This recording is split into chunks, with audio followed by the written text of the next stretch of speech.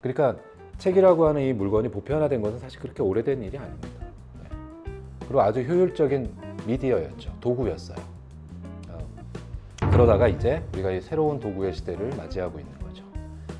이거는 이제 전 세계 소아과 의사들이 모두 이제 합의한 내용이에요. 만 3세 미만의 아이한테는 절대로 이걸 보여주시면 안 돼요.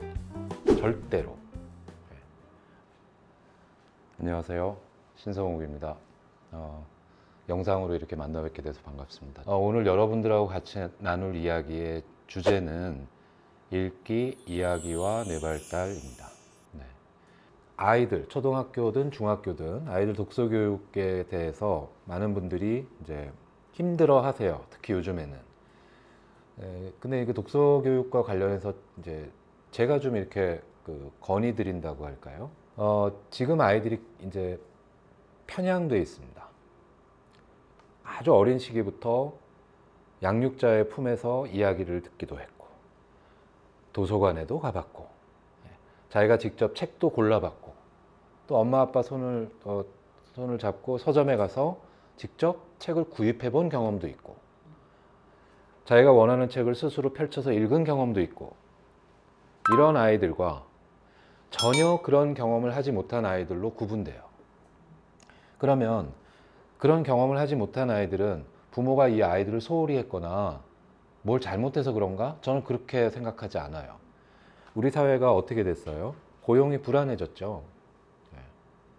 그래서 부부가 맞벌이를 해도 아이들 학원 보내고 뒷바라지하기 빠듯해요. 그러니까 어린아이들은 방치됩니다. 이분들은 정말 죄송한 얘기지만 도서관에 한번 가본다든가 도서관에서 열린 어떤 프로그램에 참여한 언강생심, 멀리 살아요. 그러니까 아이들도 그대로 그런 영향을 받게 되는 거죠.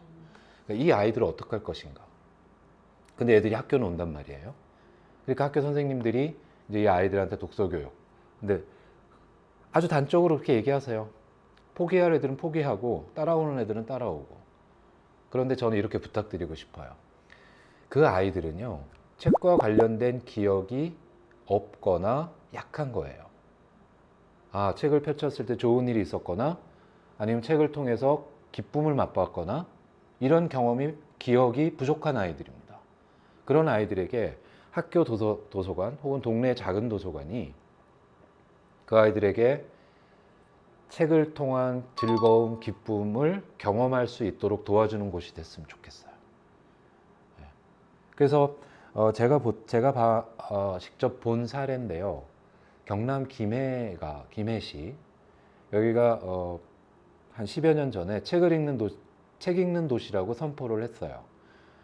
그리고 시에서 어떤 하나의 그 책을 골라서 그걸 이제 아이들에게 쭉 이렇게 학교별로 돌아가면서 다 읽고 한 도시 한 권 읽기 뭐 이런 것들 거기서 처음 시작을 하고 그랬어요. 근데 10여 년 전에 그 완득이라는 그 소설이 그 해의 책으로 채택이 된 겁니다. 김해시에서. 그래서 근데 그 김해는 과거에 구시가지가 있고요. 신시가지가 있어요. 그 구시가지는 아주 열악한 곳입니다. 거기 있는 어떤 중학교 아이들이 이 책을 보게 되었어요. 수백 명의 아이들이 단체로 본 거죠. 그런데 걔네들은 제가 만난 어떤 아이가 실제로 고백한 거예요. 자기가 머리털 나고 처음부터 끝까지 읽은 최초의 책이래요. 읽으면서 펑펑 울었대요. 왜 그랬니? 완전 제 이야기예요. 그러니까 이 아이는 책을 통해서 기쁨을 얻은 거예요. 아, 책에 나온 얘기는 다 어려운 얘기고 나하고는 상관없는 얘기고 그래서 읽으면 따분하고 재미도 없었는데 와, 이거는 완전 내 얘기예요. 그러니까 이 아이는 책을 통해서 어떤 기쁨을 경험한 거죠. 기억을 갖게 된 거예요. 이런 기억들을 조금씩 쌓아갔으면 좋겠어요. 아이들한테 독후 활동, 숙제 이런 거 말고요. 제가 가본 제주도의 어떤 중학교는요, 점심시간이 되면 학교 도서관으로 애들이 아득바득 모여들어요. 정말 바글바글합니다. 깜짝 놀랐어요. 얘들 왜 이렇게 도서관에 오는 거야? 책 읽는 녀석은 얼마 없어요. 낮잠 자고요. 보드게임 하고요. 저 구석에 자기들끼리 모여서 수다 떨고요. 얘들한테 너무 편한 공간이에요. 편한 공간에 왔더니 책이 있잖아요. 그럼 꺼내보기 시작하는 거죠.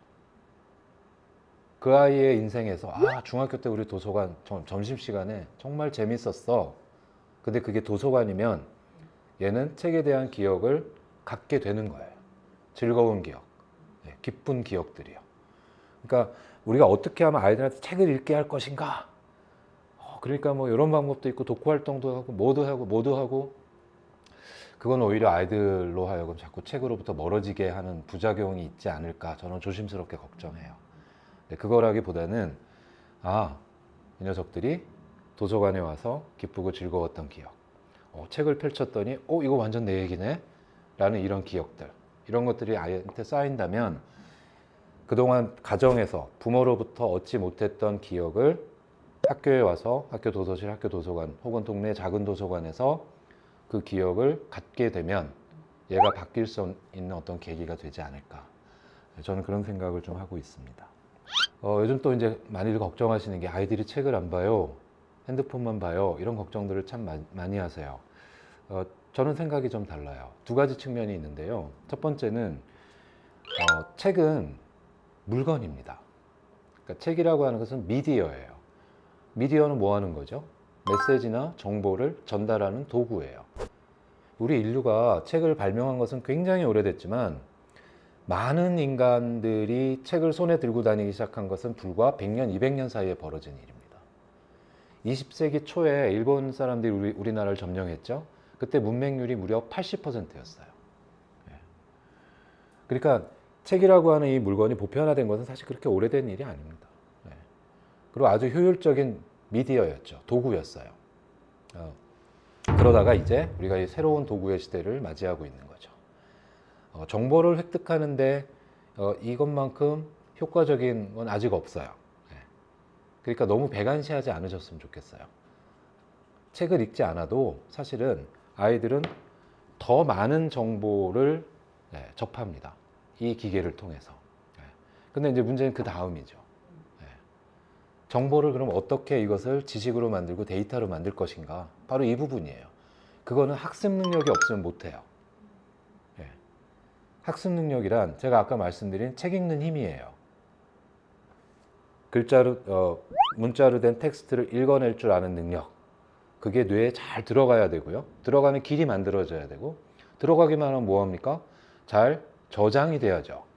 저장만 하면 뭐합니까? 그게 뭔지를 지각해야 돼요. 지각만 하면 뭐합니까? 분석하고 추론할 줄 알아야 돼요. 그래서 자기 이야기로 다시 끄집어낼 수 있어야 돼요. 이걸 학습 능력이라고 말해요. 단편적인 정보를 많이 가지고 있는, 그래서 챗 GPT 같은 애들이 그 정보를 조합해서 글도 쓰고 소설도 쓰고 시도 짓고 하잖아요.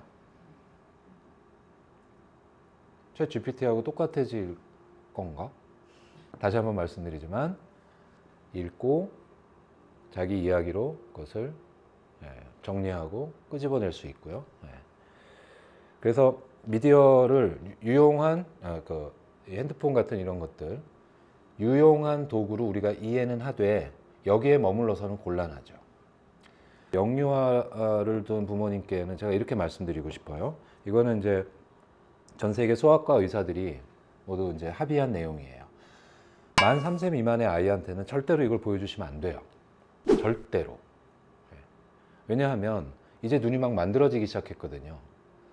제가 오늘 말씀 제일 처음에 고정된 화면, 스퀘어, 작은 화면, 그 다음에 현란한 정보, 이것은 시각 발달에 치명적인 문제를 일으킵니다.